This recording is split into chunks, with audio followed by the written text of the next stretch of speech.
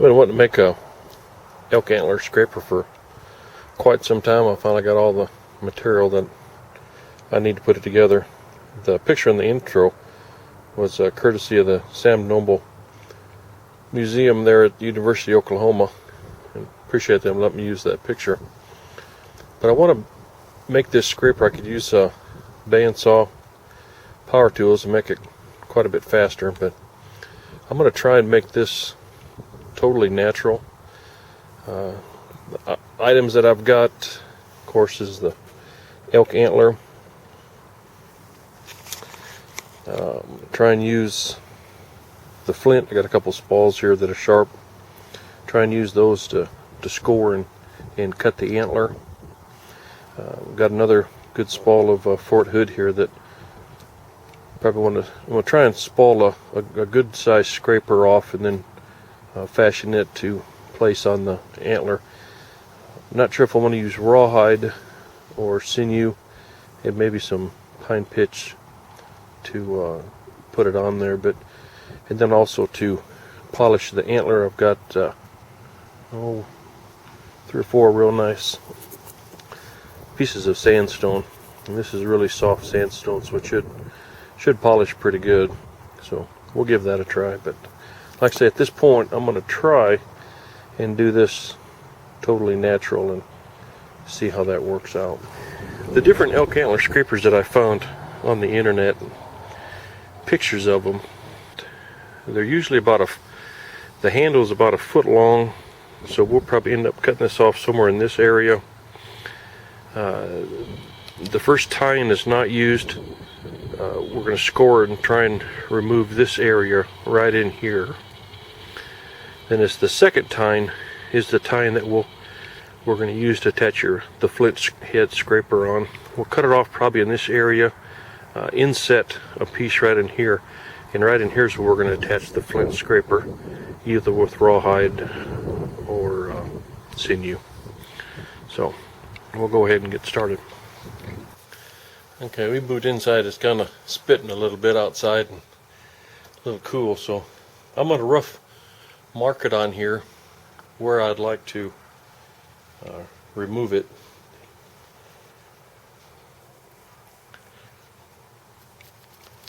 I can always possibly grind more off, but the main thing is I can't add any. So once I cut it, it's gone. So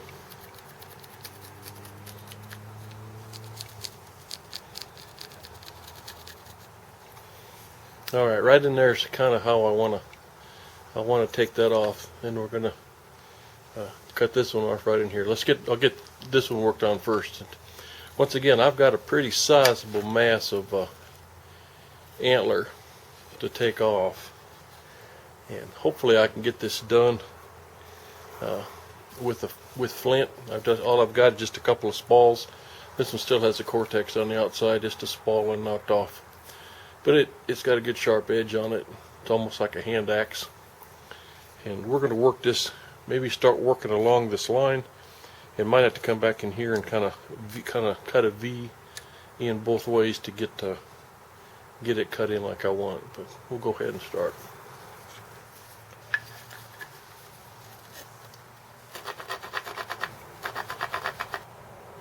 Yeah, there's about 10 minutes worth.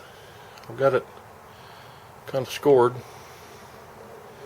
It's cutting in there. My piece of flint's kind of gone dull on me, so we'll see if we can't put another edge.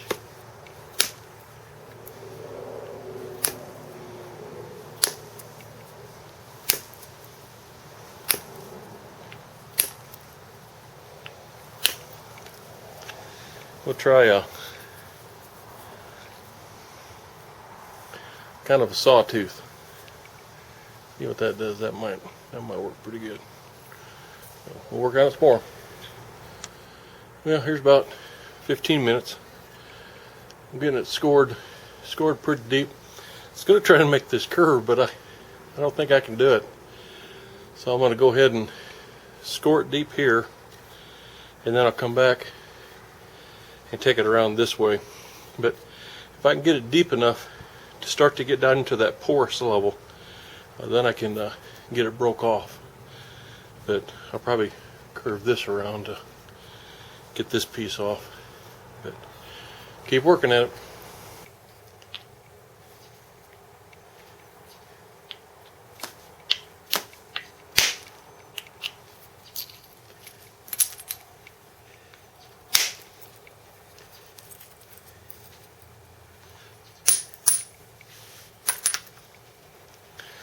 I forgot to tell you earlier, the reason I'm making this is I got a couple of nice deer hides that I want to tan this next spring. So that's the reason I'm making this scraper. But we're, I don't know, been working out for about an hour. I've got it scored pretty good all the way around. And we'll keep working on it.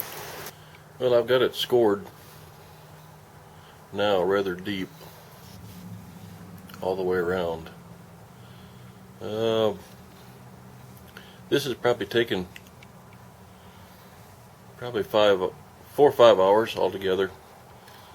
So basically, to get all the way through this, and I started to break it first using the hammerstone, see if I could break this tine off, but I was afraid I was gonna pull some of the insides out of here, and I didn't want that, so I stopped. But I've already kind of blooded it in here a little bit. I cut my palm with a piece of flint, but I think at this point, knowing how many hours that's taken, we're looking at probably a week, maybe even off and on, just getting this bottom piece off, and I don't have a week to spend on it as much as I'd like to. So we're gonna go ahead and right where we've scored it, we'll go ahead and cut it with the bandsaw and take it off, and then we'll get down to starting to shape it. I'm gonna try and go ahead and use I started a little bit here. I don't know if that shows up, but just using chips and starting to smooth. You can see the stuff flying off there.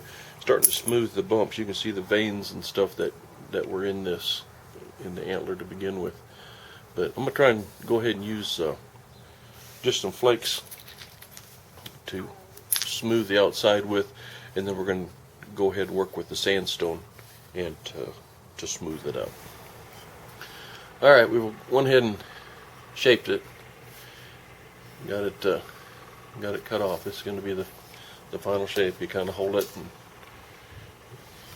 right in here is where we'll put the flint scraper. It'll be just inset right in here. Kind of feel like I cheated by using the bandsaw, but yeah, it'll work. But we're going to go ahead now and use our sandstones. I'm going to go ahead and start just scraping and nailing some of the high points on this, and then I'll get back with you and show you what I've got.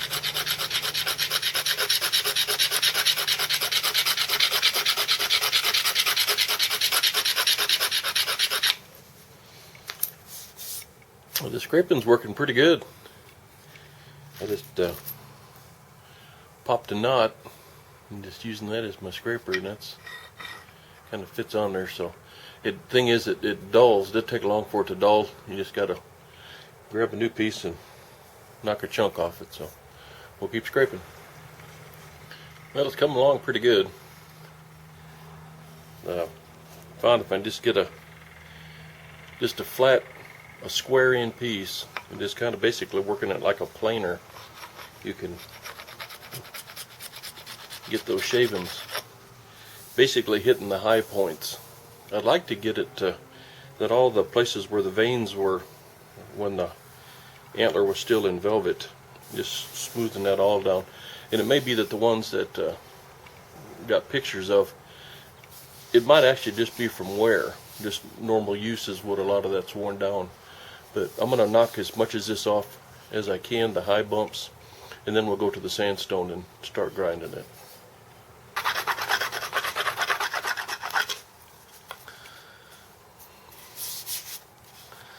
Well, it's looking pretty good. Better zoom it out a little bit. I'm not sure if I want to take it down where it's totally white without any veins. I might kind of leave it a little bit. I like to maybe put some designs maybe just right in this handle area, so I'll probably finish it up, get it pretty white. But the sandstone's working good. It's grinding it down pretty good. And probably still need to do some more scraping towards the tail end right in here. I need to do a little scraping right in here. Kind of hard to get to. But scrape it right in there and maybe a little more right around in here. And we're getting pretty close to having it ready to start working on the flint scraper part.